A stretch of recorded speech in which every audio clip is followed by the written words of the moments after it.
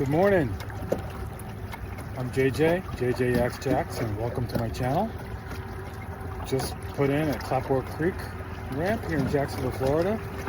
The sun is coming up, as you can see, and it's a beautiful day to catch some fish, targeting redfish, trout, and flounder. And hopefully we have a good day. I start out the morning with top water, which I normally don't do, but I've seen a lot of people have success, especially early in the morning, so we're gonna give that a shot. So hope you enjoy what you see. Feel free to subscribe. I want to add to my bountiful subscriber list of 14 people. They're very passionate 14 people, and you too can be one of the passionate JJ Yaks Jack supporters. I don't do it for any sort of personal glory or rewards or financial remuneration. I do it for my own sanity. I want to feel good about myself. So help me feel good about myself, because I'm, lacking in confidence. Help me, like me, subscribe to me, watch my videos. All kidding aside, I hope you enjoy it. Looks like a gorgeous day, and hopefully this is the start of an awesome post with many exciting fish being caught. Take care. All right, here we go. Welcome to the next edition of Audio Fail by JJ Yaks Jacks.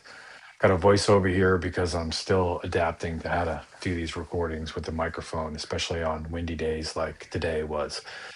Here I am as I got to the first spot, showing the top water lure I was about to use. Talked about how I actually hate treble hooks, and I periodically put a lifetime ban on treble hooks, and I periodically lift said lifetime ban. The reason for my disdain is that somehow they are able to hook into every corner of my clothing, my fishing gear, and my kayak, and prove to be challenging to remove. But when I actually land a fish, they seem to spit out the treble hooks like they're no big deal. Really frustrating. But I gave it a shot, tried to catch some stuff, and quickly abandoned the top water lure, which is probably another problem why I'm not successful, is I don't have confidence in the bait. But I worked it here. I worked the bank. The early morning weather was pretty nice compared to what it would evolve into. But no fish caught on the top water, and I adapted here, and I brought out fishing with me today some live mud minnows and some dead shrimp, as well as some Z-Man and gulp bait. And I tried everything, worked everything as hard as I could. Switched over away from the top water here, but you could see it was just a really beautiful morning. It was an incoming tide, which is my probably least favorite tide to fish. And it was already maybe 2.5 hours past dead low at this point. And that was also another challenge because once it gets really deep with, essentially 3 or 4 feet more water in these creeks, those redfish have many more places to hide and can prove challenging to catch. But went into it here, worked it hard, and was able to find a giant redfish, which I was quite pleased to catch into. And as we switch over to this clip in just a second, you're going to see the drastic change in weather. First part of the clip will be voiced over, and the second part I'm going to transition to the GoPro chest mount. I had an older GoPro that I use on my chest sometimes, and it did catch audio, but you're going to hear real quickly how the wind was actually howling and how tough the conditions really were for fishing. So to come out of this with this huge redfish, which I didn't keep, was indeed a moral victory of sorts. All right, here we go. I just hooked into this redfish that I've been talking about. Look at the waves, look at the chop. This little bank here looked promising. There was some oyster bars that I ran over that were covered already from the incoming high tide, but I had thrown out a live mud minnow, set it momentarily in my rod holder as I was going to try to position to fish another rod in the other direction, and bam, this thing hit like a freight train. And this is the silent version of the catch. In a minute, I'm going to transition over to my chest mount recording, and pardon my French.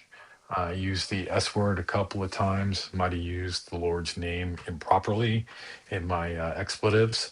So I apologize for that. But it was really exciting. And originally I thought it was an overslot red, but it turns out to be 26.5. But I had already determined I wasn't going to keep any redfish on this given day. And he was safely released to grow even bigger.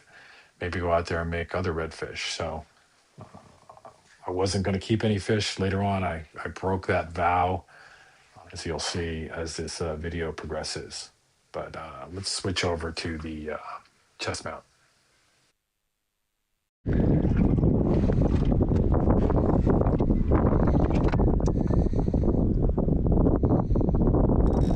Woo! I am on, baby. I am in for it here.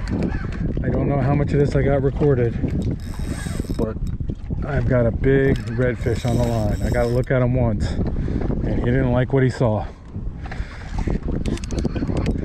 If you only knew, make this easy. I'm not taking you home.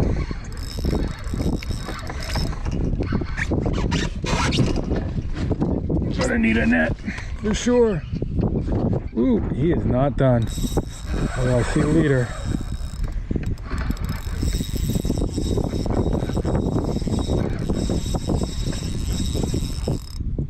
Woo-wee! Don't go into the boat. No, no, no, no, no, don't do that. Don't do that.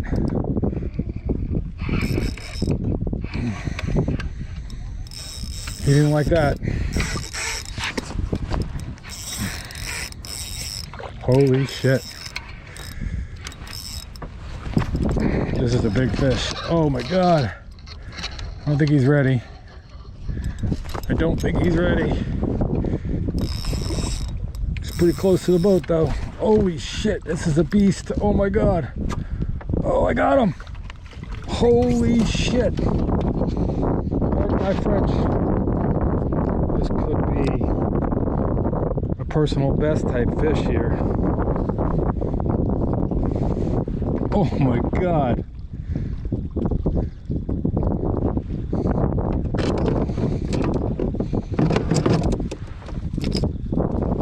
Oh, the shoulders on him.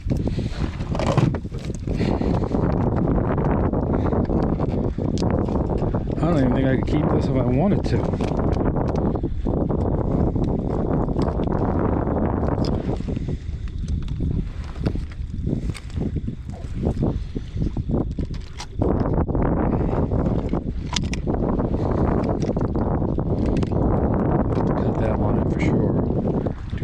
Kill this fish.